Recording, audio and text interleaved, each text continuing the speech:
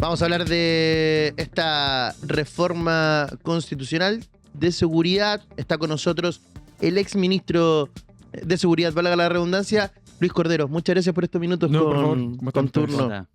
¿Vio la entrevista ayer o no? Al viceministro Alvarado con respecto a... No, he visto solo los reportes de la prensa escrita, nada más. Oiga, hoy día, claro, el principal problema es de seguridad, de la percepción, usted Sí. lo vivió en carne propia. Con respecto a estas reformas, donde se ha hablado de un autoritarismo, ¿cuál es su visión con respecto a aquello? ¿Qué revisión se puede hacer con esta implementación que quiere llevar a cabo el gobierno? Yo, bueno, lo he dicho previamente, yo creo que esta reforma es deficiente técnicamente. Desde el punto de vista de diseño constitucional, adolece de una serie de deficiencias que puedo explicar después. En segundo lugar, creo que es innecesaria. La mayoría de las cosas que se pretenden ahí requieren del uso de otros instrumentos, una cantidad de ellos ya aprobados por el Congreso. Y la tercera, que es institucionalmente muy peligrosa en el fondo. Si uno debiera decir cuál es la matriz central de esa reforma, es tratar de excluir todo lo que se pueda de la revisión judicial. Entonces eso es muy complicado en un sistema institucional.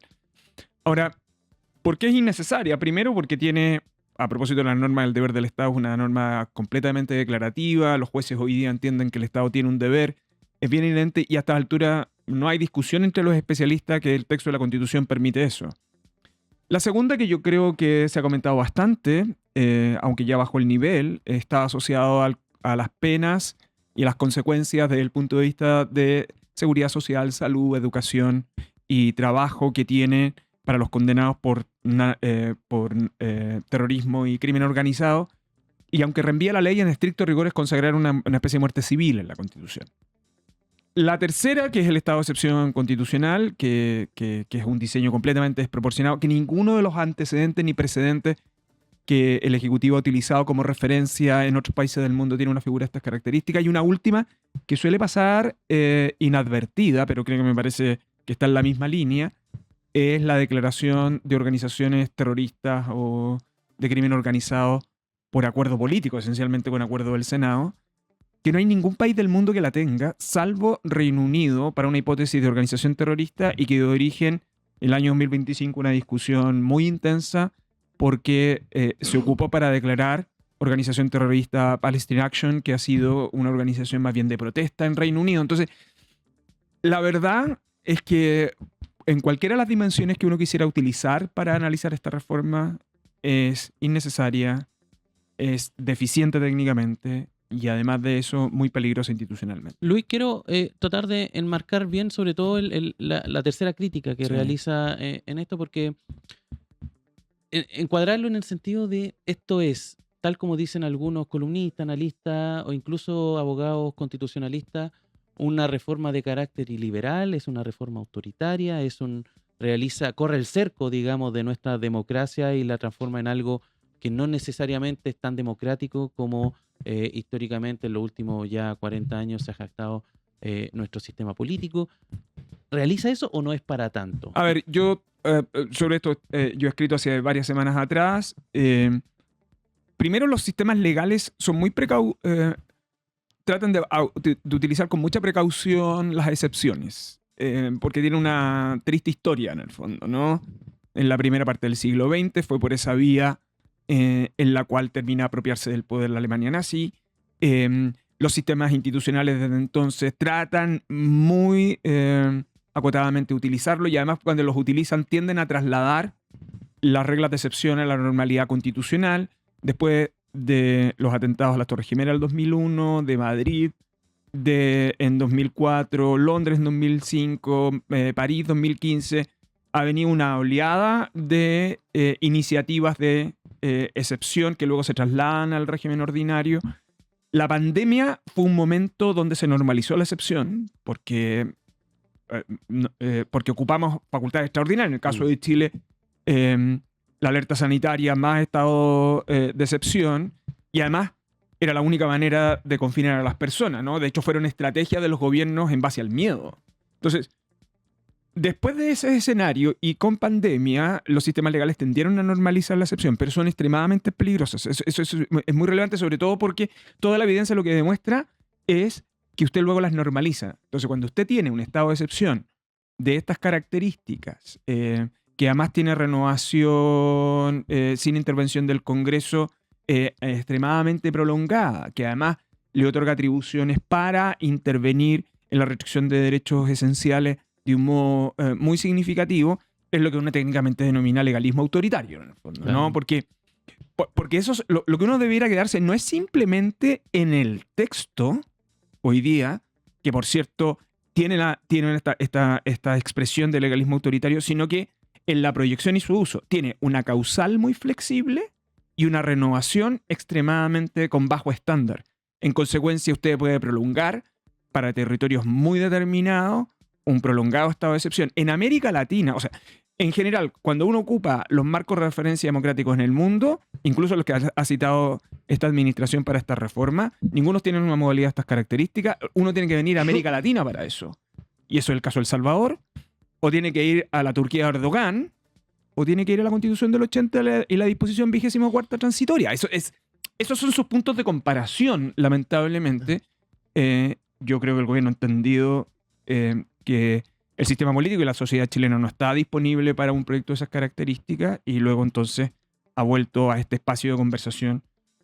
Pero dada esas connotaciones, tiene esta característica de legalismo autoritario de texto, diría yo. El domingo yo leía la columna que escribía en el The Clinic, si Sí. no me equivoco, hay una frase muy buena. Yo creo que estamos todos de acuerdo que esta reforma puede lesionar la democracia. Y si usted dice, lo que también explicaba acá, una excepción que se puede activar siempre y prolongarse en el sin término no fortalece el Estado de Derecho, lo acostumbra a vivir en emergencia y gritar sus razones. Y una democracia que se acostumbra a la excepción termina olvidando que era.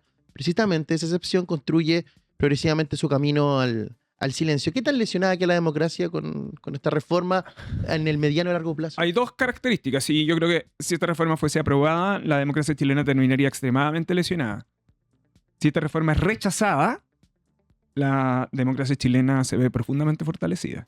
Y yo creo que ese es el dilema que ha puesto, paradojalmente, es lo que ha puesto la reforma constitucional del gobierno. Y lo digo porque ha sido la reacción del sistema político y de las personas a una reforma de esas características. Y lo otro que hay que tener mucho cuidado porque esta idea de que hoy día proyectos de este tipo no me afectan a mí y podrían... Nada indica que validando mover las fronteras de esas características el día de mañana usted no lo puede hacer para otros asuntos. Y enseguida, porque en rigor cuando usted mira esta reforma, toca 3-4 aspectos que son centrales en la Constitución y nadie, a mí me parece que es una apertura casi por la puerta de la cocina a un debate constituyente que el país había en algún sentido ya cerrado en el fondo, ¿no? Y me parece que el sector privado debiera tomar nota de esto. Porque si hay una preocupación que manifestó el sector privado para los dos procesos constituyentes, era la tensión que se produce en las reglas del juego. Y una reforma que, aunque focalizada en seguridad, lo que hace es expandir los poderes presidenciales, es evidentemente una preocupación que excede el sistema político y también tiene relevancia para el funcionamiento del sistema económico, creo yo. Luis, el gobierno ha tratado de trasladar el debate hacia lo que es una ley orgánica constitucional. Sí. Lo dijo ayer el ministro Sí. Alvarado, hoy día lo recalcó el presidente Kast diciendo que en el fondo es la ley la encargada de ponerle coto o límites a esta eventual reforma. Incluso el presidente habló en la mañana de que sería el recurso de amparo también una forma Sí. de ponerle coto a esto. Para quien no conoce la técnica constitucional y legislativa en términos generales, ¿cómo funciona esto? ¿Es efectivo que una ley puede, en el fondo, ponerle esos límites a algo que se cambie en la Constitución? ¿O no es tan así como lo está planteando el Sí, gobierno? en parte es cierto, porque reenvía a la ley la regulación de aspectos específicos. Hoy día, por estas paradojas de la vida, nosotros con la reforma al quórum constitucional quedamos con un quórum de reforma constitucional equivalente al de ley orgánica constitucional. Ujú. Pero lo que sí hace, que lo que no se dice, es que la apertura, entonces, haría constitucionalmente posible muchas de estas medidas acotando los estándares de revisión judicial en el fondo, ¿no? Entonces, no es llegar y decir, mire, si este es un tema que vamos a seguir discutiendo después. Es que en algún sentido ese argumento banaliza la Constitución. Porque la Constitución no es una simple ley, es la ley de las leyes, se estructura en el pilar angular sobre el cual descansa el sistema institucional, y por lo tanto esta estrategia de decir yo lo reenvío a una ley como si esto fuera una discusión posterior, olvida, creo yo, una cuestión clave, y es que la cuestión de permitir una figura de estas características se resuelve en esta reforma. Yo creo que el gobierno lo que está haciendo ahí es más bien una estrategia de cara al Congreso para no transformar la reforma constitucional en una derrota. Yo soy de aquellos que creen que en general los sistemas institucionales tienen que abrirse a discutir, pero hay un límite. Y ese límite tiene que ver cuando algunas reformas desnaturalizan el sistema o pueden desnaturalizar el sistema democrático. Y por eso me parece que esta reforma cumple ese estándar y por eso creo que es una reforma que tiene que ser rechazada. No hay posibilidades en un ámbito de discusión distinto y lo cierro con esto. Porque no es simplemente una reforma del estado de excepción. Es que uno tiene que mirar la reforma en su globalidad. Es como que usted estuviese haciendo en la suma de ella el efecto acumulativo. Eso es lo que uno debiera evaluar, no simplemente el estado de excepción. Por eso creo que uno puede discutir cada una de las instituciones por separado de la reforma, pero uno no tiene que perder de perspectiva el efecto acumulativo que ellas tienen. ¿Y el recurso al amparo en ese Sí, sentido? lo que pasa es que es una regla que incluso opera hoy día, pero eso tiene que ver con privación de libertad. A mí me parece que esta es una reforma que lo que busca es reducir los estándares de revisión judicial, los criterios que los jueces deben tener en consideración. A mí me empieza a preocupar que los argumentos para defender la reforma sean estrictamente formales. Esta es una reforma que tiene que ser discutida en lo sustantivo. ¿Se justifican los poderes de excepción al presidente de la República en los términos que están planteados en esa reforma? Esa es la pregunta que uno debiera formular. Y yo creo que no se justifican en Chile. No se justifican porque tenemos herramientas. O sea, todo esto lo que está haciendo es desviar la atención. ¿De qué? De que tenemos un conjunto de leyes que ya se han dictado, que debieran estar en plena etapa de implementación. Si me permite brevemente. Sí, por favor. En la reforma hay algunos aspectos sobre intervención de las comunicaciones, en la que uno debiera preguntarse, bueno, tenemos aprobado, después de tantos años que nos costó ponernos de acuerdo, la nueva ley de inteligencia. ¿En qué está la implementación de la nueva ley de inteligencia? Hemos hablado tanto y se retruca diciendo, no, es que a nosotros nos interesan los derechos de las víctimas, no solo de los delincuentes. Nos interesan los derechos. ¿Dónde quedan los derechos de las víctimas? Bueno, la Defensoría de las Víctimas ha sido aprobada por el Congreso, debiera estar en etapa de implementación, y hay silencio sobre eso. Entonces, a mí me parece que esto es una responsabilidad del Congreso, es que si vamos a discutir de algunas reglas, la pregunta entonces es, ¿en qué está la implementación del set de normas que el Parlamento ya aprobó para abordar esencialmente los temas que aquí están planteados? ¿Y qué otra herramienta todavía no sabemos si funcionan porque están en implementación o porque necesitan correcciones? ¿Dónde están hoy día estos cuellos de botella, podríamos decirlo? No son cuellos de botella, son leyes que fueron aprobadas y que están en etapa de implementación simultánea. De hecho, Chile probablemente no ha tenido una reforma tan estructural al Estado del retorno a la democracia como las que ha tenido en seguridad en los años previos, que además fueron fruto de los acuerdos entre el gobierno y la oposición. Pero veamos varios ejemplos. Estamos en plena etapa de implementación de Fiscalía Supraterritorial, del fortalecimiento del Ministerio Público. Estamos en plena implementación de la ley de inteligencia. Aprobamos la ley antiterrorista. Debiésemos estar preocupados de cómo se está instalando la Defensoría de las Víctimas. El 12 de agosto entra en vigencia la Ley de Seguridad Municipal, una de las leyes más relevantes que se había discutido en el Congreso, y así podría sumar y seguir en el fondo. Hay un efecto acumulativo de gestión que ya está aprobado en un set de normas, de hecho, para combatir crimen organizado, y omitimos una cuestión que no es menor, que es una de las cosas que a mí me tiene muy sorprendido, que lo quiero ejemplificar en el listado de organizaciones terroristas y de crimen organizado. ¿Para qué es esa regla? ¿Es para suprimir? Bueno, eso lo hacen los jueces. ¿Es para incautar? ¿Es para asociación terrorista? Pero los países donde existen listados, que los hay, es para congelamiento de activos. Bueno, entonces lo que tendríamos que discutir es el proyecto de inteligencia financiera.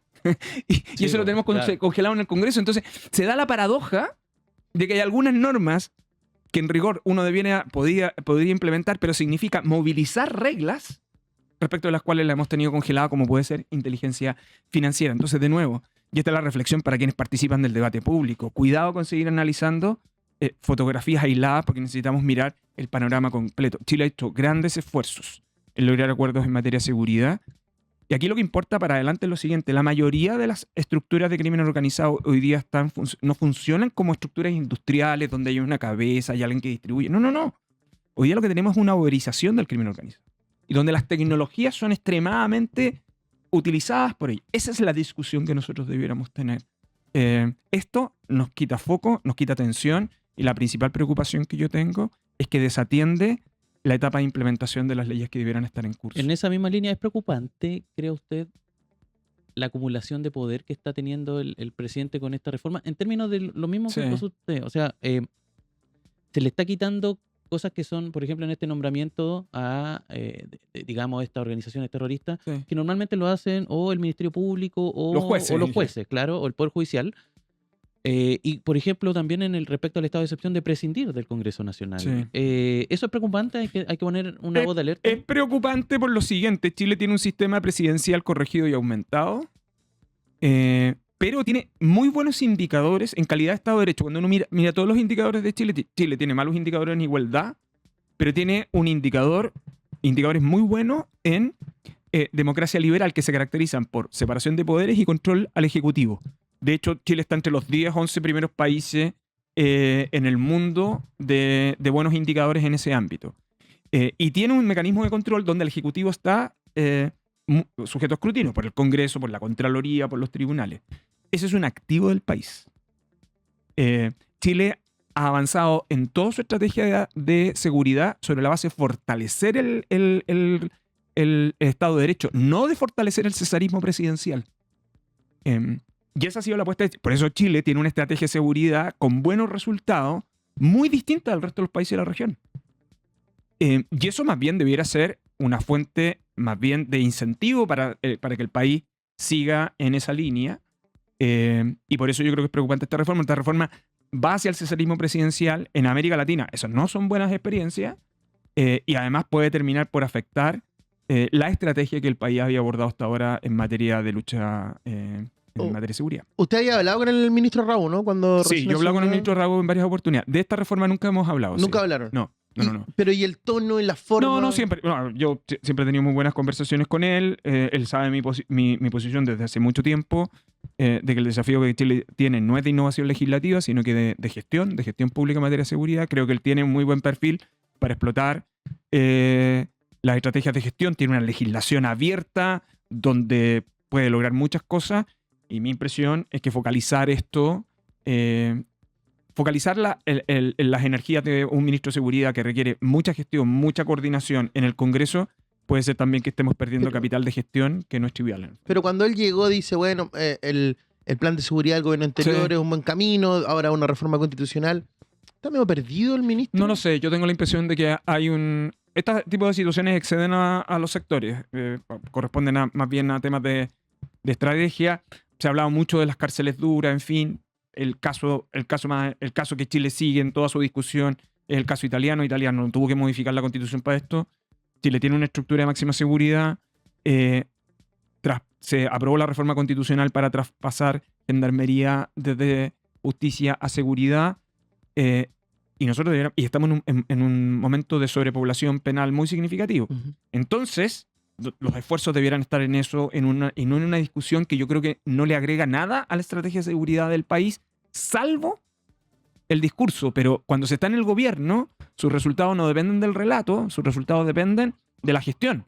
Y yo creo que ese es el principal problema. Vamos, un gobierno tiene el derecho de transitar donde quiera. Creo que, sin embargo, cuando estamos hablando del tema de principal preocupación para los chilenos, la gestión y obtener resultados es una obligación ciertamente colectiva, creo yo. Luis, hace algunos días, y saliendo un poquito del tema reforma, digamos, de seguridad, el gobierno hizo todo un aparataje, le llamó Plan Cancerbero al Sí. traslado de detenidos de alta peligrosidad hacia la cárcel de Talca, hacia la cárcel La Laguna. Pasaron muy pocos días y tuvimos el primer incidente, un herido ayer con una arma cortopunzante. Entiendo que está gravemente herido. Estamos esperando actualizaciones respecto a su estado de salud actual.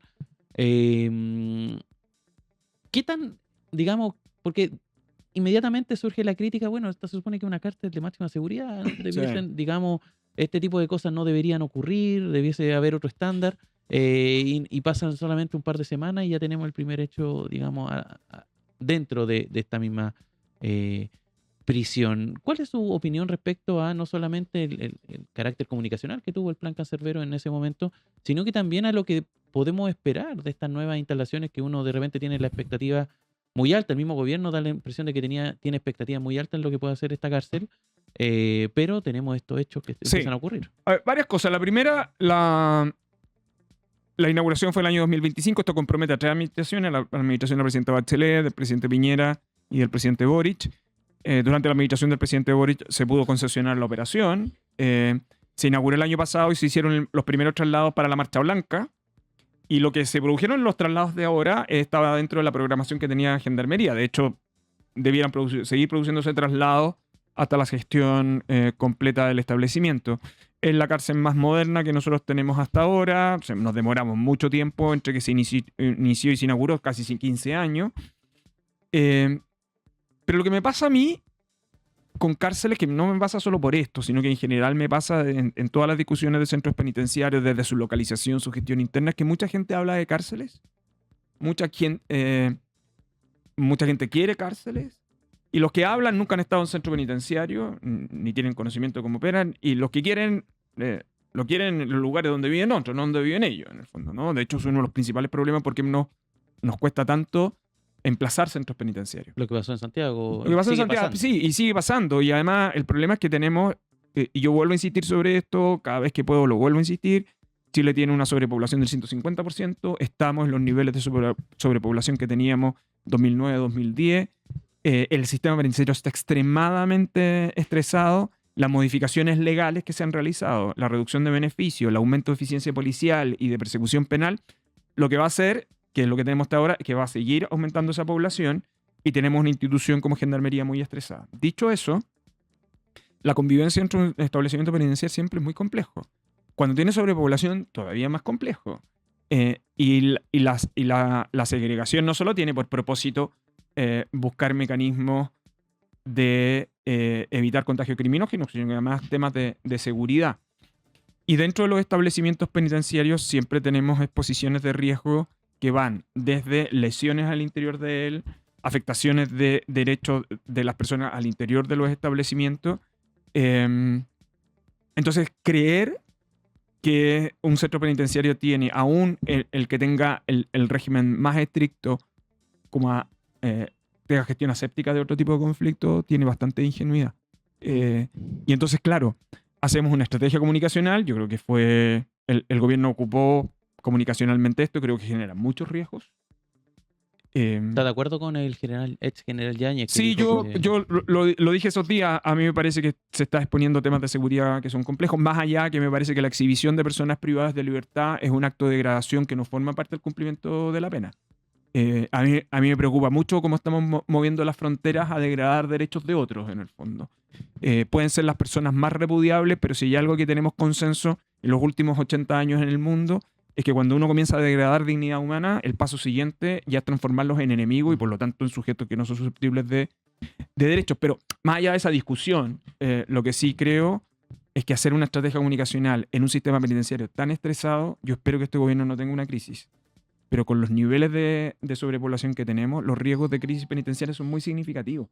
Entonces usted comprenderá que ostentar de esto se puede transformar en un problema serio si es que tenemos alguna crisis en algún establecimiento penitenciario. ¿Habló con alguien del Frente Amplio luego de las críticas que hicieron las dos candidatas en ese minuto? No, al final eso es un asunto que entiendo que forma parte de un contexto distinto. Yo llegué al gobierno siendo académico, profesor de Derecho Administrativo y abogado, y he vuelto a mis labores. Estoy muy honrado de haber servido los 3 cargos que me permitió el presidente. Tengo una manera de ver el mundo y una familia en la cual yo habito, pero siempre me he ganado dignamente mi